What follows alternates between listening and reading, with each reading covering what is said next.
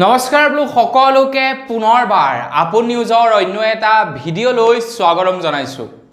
আজি আপোনালোকৰ কাৰণে লৈ আহিছো আজিৰ দিনটোৰ প্ৰায় 4টাকৈ ভাল খবৰ আপোনালোক সকলোৰে কাৰণে। আপোনালোক সকলোৰে বাবে ঘোষণা কৰা দিনটোৰ প্ৰায় 4টাকৈ ভাল খবৰ আজিৰ এই ভিডিঅ'টোত আপোনালোক সকলোকে জনাম।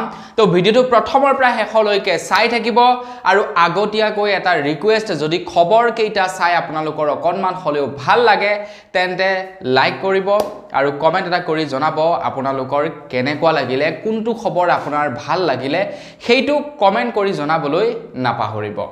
তো মই শ্ৰীপান্তিল গগৈ, আপোনালোকে চাই আছে আপোন নিউজ। আহক আৰম্ভ কৰোঁ আজিৰ ভিডিঅ'। আগবাইছোঁ খবৰ কেইটাৰ ফালে। এটাকে 4টা খবৰ আপোনালোকক জনাই যাম। 4টা ভাল খবৰ আপোনালোক সকলোৰে কাৰণে ওলাই পৰিছে, গতিকে কিনো ভাল খবৰ চাবৰ কাৰণে শেষলৈকে চাই থাকিব।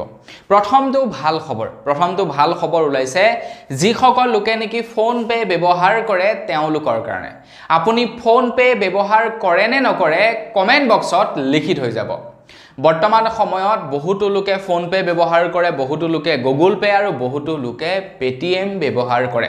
তো আজিৰ প্ৰথমটো ভাল খবৰ ওলাইছে ফোন পে ব্যৱহাৰকাৰী সকলৰ কাৰণে। আপুনিও যদি ফোন পে ব্যৱহাৰ কৰে তেন্তে আপোনাৰ কাৰণেও এটা ভাল খবৰ ওলাই পৰিছে।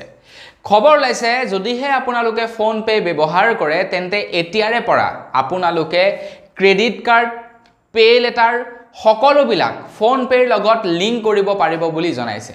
সাপোজ আপোনালোকৰ বেংকৰ পৰা পে লেটাৰ সিস্টেমটো যেনিবা আপোনালোকে পাইছে বা বেংকৰ পৰা যেনিবা আপোনালোকক ক্ৰেডিট কাৰ্ড দিছে, তো ক্ৰেডিট কাৰ্ড, পে লেটাৰ এই সকলোবিলাক বস্তু এতিয়া আপোনালোকে ফোন পেত লিংক কৰিব পাৰিব। এতিয়া লিংক কৰিলে কি সুবিধা হ'ব? এতিয়া ক্ৰেডিট কাৰ্ডৰ জৰিয়তে যদি আপোনালোকে এটিএমৰ পৰা পইচা উলিয়াবলৈ যায় তেন্তে আপোনালোকে অত্যাধিক টকা ভৰিব লাগে।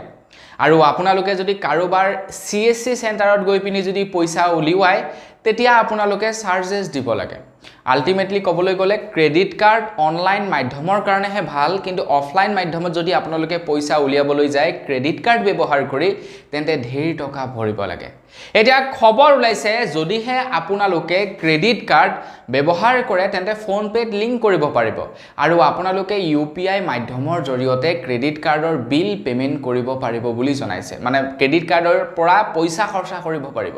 কৰবাত আপোনালোকে কিবা এটা বজাৰ লৈছে কোনোবা এখন দোকানত, আপোনালোকে ক্ৰেডিট কাৰ্ডৰ জৰিয়তে UPI ট্ৰানজেকচন কৰিব পাৰিব। মানে কাৰোবাৰ পৰা QR কোড স্কেন কৰি আপোনালোকে ক্ৰেডিট কাৰ্ডৰ পৰা পইচা পে কৰিব পাৰিব বুলি জনাইছে। অকল সেয়াই নহয়, যিমানবিলাক পে লেটাৰ সিস্টেম আছে সকলোবিলাক আপোনালোকে এড কৰিব পাৰিব।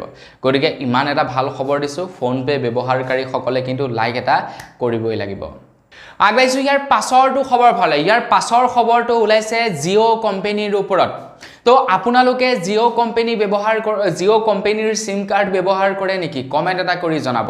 তো বৰ্তমান সময়ত বহু লোকে জিঅ' কোম্পানী এৰি BSNL লৈ গতি কৰিছে, কাৰণ যিটো সময়ত নেকি এয়াৰটেল, জিঅ' আৰু ভোডাফোনে তেওঁলোকৰ ৰিচাৰ্জৰ দামবিলাক বঢ়াইছে, সেই সময়ত কিন্তু BSNL একদম কমতকৈ কম টকাত তেওঁলোকে ৰিচাৰ্জ প্ৰদান কৰি আছে। তেওঁলোকে কম টকাত বেছি ভেলিডিটি, বেছি ডাটা প্ৰদান কৰি আছে। এতিয়া জিঅ'য়ে এটা বিশেষ অফাৰ আগবঢ়াইছে যিমানবিলাক জিঅ' কনজিউমাৰ আছে তেওঁলোকৰ কাৰণে।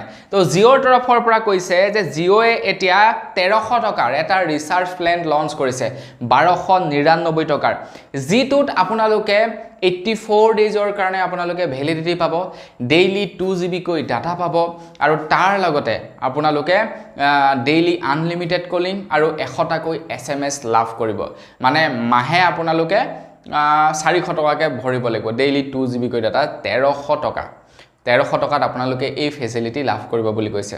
এতিয়া কিমান দূৰ লাভ হ'ব, কিমান দূৰ লোকচান হ'ব আপোনালোকে নিজেই ক্যালকুলেট কৰি মোক জনাব যদি জিঅ' সিম কাৰ্ড ব্যৱহাৰ কৰে। আগবাইছো ইয়াৰ পাছৰটো খবৰ ফালে। ইয়াৰ পাছৰ খবৰটো ওলাইছে আমাৰ অসম আৰু মেঘালয়ৰ ওপৰত। কেন্দ্ৰ চৰকাৰৰ ফালৰ পৰা জনাইছে যে অসম আৰু মেঘালয়ৰ মাজত যিটো নেকি ৰাস্তা, যিটো নেকি যাতায়াত ব্যৱস্থা সেয়া উন্নত কৰিব বুলি জনাইছে। এতিয়া মেঘালয়খন ক'বলৈ গ'লে সম্পূৰ্ণ পাহাৰত আছে, হয় নে নহয়? গতিকে ৰাস্তাটো অকণমান বেয়া, যাবৰ কাৰণে অকণমান টাইম লাগে অসমৰ পৰা।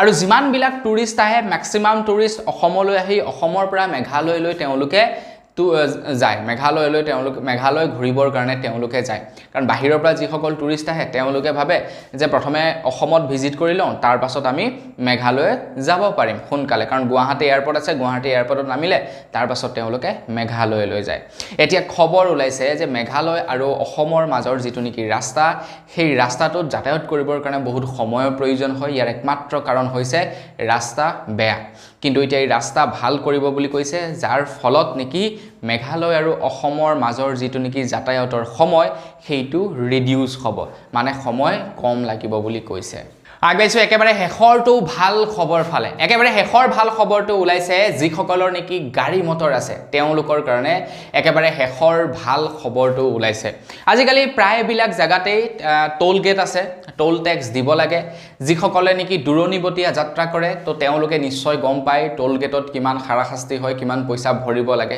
এই সন্দৰ্ভত আপোনালোকে হয়তো নিশ্চয় জানে কিন্তু কেন্দ্ৰ চৰকাৰৰ পৰিবহণ বিভাগৰ তৰফৰ পৰা এতিয়া অত্যাধুনিক টেকনলজি ইনক্লুড কৰিছে টোল গেটত আপোনালোকে টোল গেটত দীঘলীয়া লাইন পতাৰ দৰকাৰ নাই আপোনালোকে মাত্ৰ 10 সেকেন্ডত আপোনালোকে টোল গেট ক্লিয়াৰ কৰি পাৰ হৈ যাব পাৰিব 10 সেকেন্ডৰ ভিতৰতে আপোনালোকৰ একাউণ্টৰ পৰা পইচা কাটিব আৰু তাৰ পাছত আপোনালোকে যাব পাৰিব এতিয়া কেন্দ্ৰ চৰকাৰৰ পৰিবহণ বিভাগৰ তৰফৰ পৰা জনাইছে পৰিবহণ আৰু গড়কাপ্তানি বিভাগৰ তৰফৰ পৰা যদিহে আপোনালোকে টোল গেটত ৰখিব লাগে আৰু আপোনালোকৰ ৱেটিং লাইনটো যদি 100 মিটাৰতকৈ দীঘল হয় তেন্তে এজনো লোকে টোল গেটত ট্যাক্স পৰিশোধ কৰিব নালাগে বুলি জনাইছে আপুনি যেনিবা ওয়েট কৰি থাকিব লগা হৈছে টোল গেটত যেনিবা 100 মিটাৰ দীঘল লাইন আছে কিবা বিজুতিত যেনিবা তেওঁলোকে টোল ট্যাক্স লব পৰা নাই তো তেনে অৱস্থাত টোল গেট ফ্ৰী বুলি জনাইছে আপোনালোকে টোল গেটত 1 টকাও টোল ট্যাক্স পৰিশোধ কৰিব নালাগে এই নিয়মটো নতুনকৈ আপোনালোকৰ কাৰণে বনোৱা হৈছে আৰু হেতু আপোনালোকে চিন্তা নকৰিব টোল ট্যাক্স নিদিয়াকৈ পাৰ হ'ব নোৱাৰে যিহেতু এনেকুৱা নিয়ম বনাইছে গতিকে সেইমতে আপোনালোকৰ সেই 10 সেকেন্ডতে পইচা কাটিবই এটো কাৰণে আপোনালোকে হাঁহিব নালাগে যে ফুৰ্তি কৰিব নালাগে যে টোল ট্যাক্স নিদিয়াকে পাৰ হ'ব পাৰিম তেনেকুৱা ধৰণৰ কথা নহব আপোনালোকে আৰামছে যাব পাৰিব 10 সেকেন্ডতে আপোনালোকৰ একাউণ্টৰ পৰা পইচা কাটি লৈ যাব তো বন্ধু-বান্ধৱীসকল বস আজিৰ ভিডিও জনাবলগীয়া খবৰ ইমান কেইটাই আছিল খবৰ কেইটা জানি কেনেকুৱা লাগিলে কমেন্ট কৰি জনাব যদি ভাল লাগিলে লাইক এটা কৰিব চেনেল যদি সাবস্ক্ৰাইব কৰা নাই সাবস্ক্ৰাইবটো কৰি লব পুনৰ এটা ভিডিও লগ পোৱাৰ খাজলৈ বিদায় মাগিছো ধন্যবাদ জয় অসম